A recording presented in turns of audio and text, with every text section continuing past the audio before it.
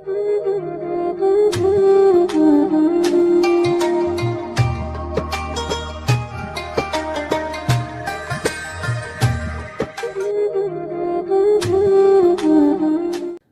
باللہ من شر الشیطان الرجیم بسم اللہ الرحمن الرحیم الحمد للہ رب العالمین بارئ الخلائق اجمعین باعث الانبیاء والمرسلین محمد وآلہ الطیبین الطاہرین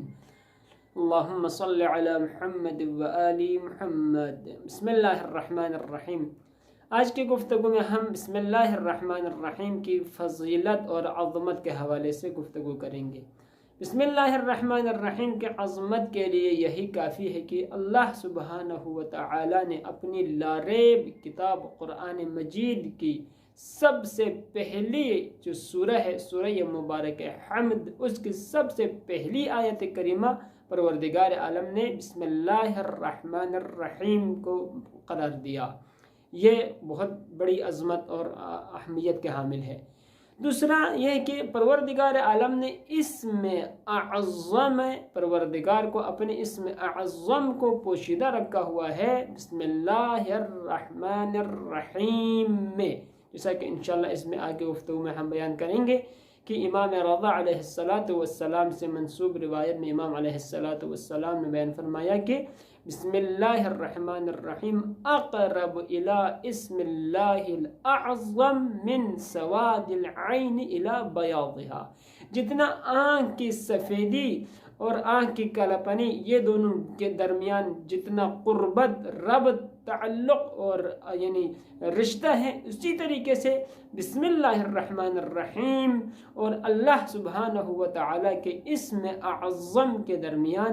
ربط، رشتہ اور تعلق ہے۔ یہ امام رضا علیہ السلام سے منسوب روایت میں بیان ہوا۔ بسم اللہ الرحمن الرحیم کی فضیلت کو جاننے کے لیے یہی کافی ہے کہ یہ بسم اللہ یعنی اللہ سبحانہ و تعالی کے نام سے شروع کرتا ہوں،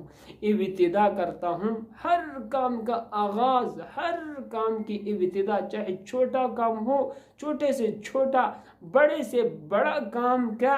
آغاز اور ابتدا یعنی اللہ سبحانہ و تعالی کے اسم مبارک سے کیا جانا چاہیے۔ قرآن کریم میں پروردگار عالم نے بہت سارے انبیاء علیہ السلام کی سیرت کو قرآن کریم میں مختلف آیات کریمہ میں بیان کی ہے کہ ان کی سیرت یہ ہے کہ ہر کام کا، اہم کام کے ابتدا اور آغاز اللہ سبحانہ و تعالی کے نام مبارک سے کیا جاتا ہے۔ بسم اللہ الرحمن الرحیم سورہ مبارکہ نمل میں ایک مرتبہ استعمال ہوا ہے اور ٹوٹل قرآن کریم کے اندر یہ آیت مبارکہ 114 مرتبہ قرآن کریم میں یہ نازل ہوا ہے، 114 مرتبہ، 113 ہر سورتوں کی ابتدا میں نازل ہوا اور اس قرآن کریم کی سورتوں کی تعداد 114 ہے۔ اور کیونکہ سورہ مبارکہ برات کی ابتدا میں بسم اللہ الرحمن الرحیم کا ذکر نہیں ہوا،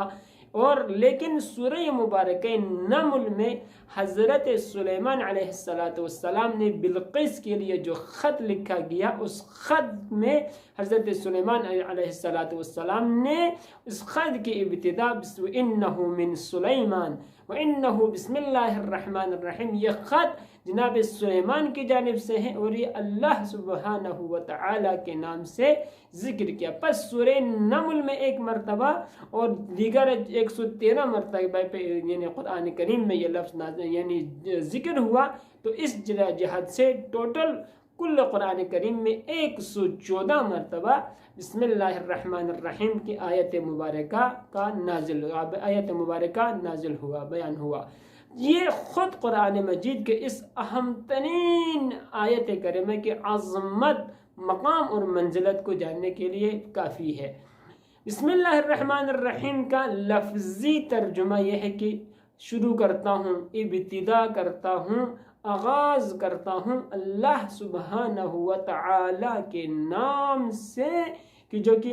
کیا ہے، رحمان ہے، نہایت مہربان ہے اور رحم کرنے والا ہے۔ یہ یعنی بسم اللہ الرحمن الرحیم کے مختصر ترجمہ،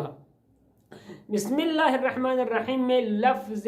با اور دوسرا اسم ہے، تو اس میں جب علماء اور مفسرین فرماتے ہیں کہ با بسم اللہ میں جو لفظ یعنی بسم اللہ میں جو با استعمال ہوئے، بعض مفسرین فرماتے ہیں کہ یہ ابتدا کے معنی میں ہے۔ ابتدا معنی مراد لینے کی صورت میں کہیں گے کہ ابتدئو باللہ، یعنی میں ہر کام کی ابتدا، ہر کام کا آغاز اللہ سبحانہ و تعالیٰ کے نام مبارک سے کرتا ہوں۔ اور قرآن کریم میں بھی پروردگار عالم نے وہ انبیاء علیہ السلام کی سیرت روش کو یہی بیان کی ہے کہ ہر کام کی ابتدا اور آغاز میں اللہ سبحانہ و تعالیٰ کے نام مبارک سے کیا جاتا تھا، جو قرآن کریم نے سیرت بیان کی ہے۔ جیسا کہ پہلی سیرت آپ کے سامنے حضرت لقمان علیہ السلام کے حوالے سے بیان ہوا کہ حضرت لقمان علیہ السلام نے ملکہ سبا بلقیس کے لیے خط لکھا، تو اس خط کی ابتدا اس طرح سے کی، انہو من سلیمان و انہو بسم اللہ الرحمن الرحیم، یہ خط سلیمان کی جانب سے ہے اور یہ اللہ سبحانہ و تعالیٰ کے نام سے جو کہ نہایت مہربان اور رحم کرنے والا ہے۔ پہلی سیرت۔ دوسرا حضرت نوح علیہ السلام، حضرت نوح انبیاء علیہ السلام میں آدم ابو البشر ثانی یعنی کیا ہے حضرت نوح علیہ السلام کو کہا جاتا ہے۔ قرآن کریم کی آیت مبارکہ کی روشنی میں حضرت نوح علیہ السلام نے 950 سال اپنی امت کو، اپنی قوم کو اللہ کی طرف دعوت دی، بلایا، لیکن 950 سال تبلیغ کرنے کے باوجود صرف 82 نفر نے حضرت نوح علیہ السلام کی دعوت کو قبول کیا۔ اور جب طوفان نوح اٹھنے لگا تو جب کشتی میں سوار ہونے کا حکم ہوا، جب کشتی میں سوار ہونا تھا حضرت نوح علیہ السلام نے، اس وقت جناب نوح علیہ السلام نے یعنی بیان فرمایا بسم اللہ مجریہا و مرساہا، اس کشتی کا چلنا اور اس کا ٹھہرنا اللہ سبحانہ و تعالیٰ کے نام مبارک سے ہے۔ دوسرا یعنی انبیاء علیہ السلام کی سیرت کا دوسرا حصہ۔ تیسرا حضرت پیغمبر گرامی اسلام محمد مصطفیٰ صلی اللہ علیہ وآلہ وسلم کے اوپر جب پہلی مرتبہ وحی الہی کا نزول ہوا تو بیان فرمایا اقرأ باسم ربک، اے پیغمبر گرامی اسلام پڑھ لیجئے اپنے اس پروردگار عالم کے نام مبارک سے، الذی خلق، کہ جس نے پیدا کیا۔ یہ تین اہم ترین سیرت، یعنی اللہ ہر کام کی آغاز اور ابتدا اللہ سبحانہ و تعالیٰ کے نام مبارک سے کیا جانا چاہیے۔ چوتھا حضرت آدم علیہ السلام کے تذکرے میں ملتے ہیں وَعَلَّمَ آدَمَ الْأَسْمَاءَ كُلَّهُمْ، اللہ سبحانہ و تعالیٰ نے حضرت آدم علیہ السلام کو اسماء کی تعلیم دی۔ یہ خود قرآن کریم کی روح سے 4 مختلف انبیاء علیہ السلام کی سیرت روش اور طریقہ یہ ہے کہ ہر کام کی ابتدا، ہر کام کا آغاز اللہ سبحانہ و تعالیٰ کے نام سے کیا کرتے تھے۔ ہمیں بھی الہی اس سنت کو، الہی اس آداب کو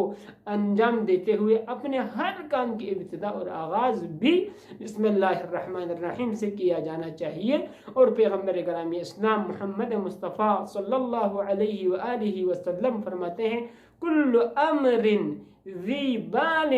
لم یبتدأ ببسم اللہ فہو ابتر، ہر وہ اہم کام کہ جس کا آغاز اور ابتدا اللہ سبحانہ و تعالیٰ کے نام سے نہ کی جائے وہ ابتر اور رہتا ہے، یعنی جو انجام تک نہیں پہنچتا۔ پس